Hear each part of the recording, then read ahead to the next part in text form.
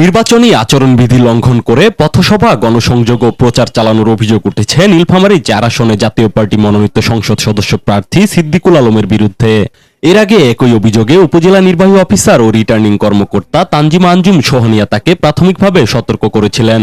তবে সেই সতর্কতা উপেক্ষা করে সোমবার বিকেলে মাগুরা ইউনিয়নের নেতাকর্মীদের নিয়ে পথসভা ও গণসংযোগ করেন তিনি।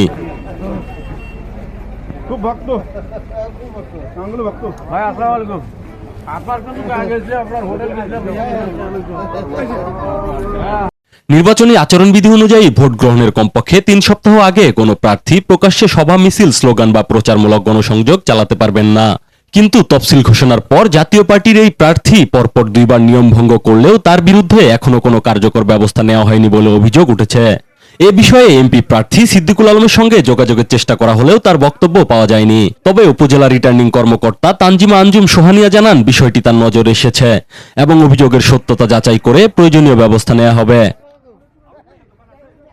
কিশোরগঞ্জ প্রতিনিধি রাশেদ নিজামের পাঠানো তথ্য ভিডিও চিত্রে ডেস্ক রিপোর্ট, টিটিভি নিউজ।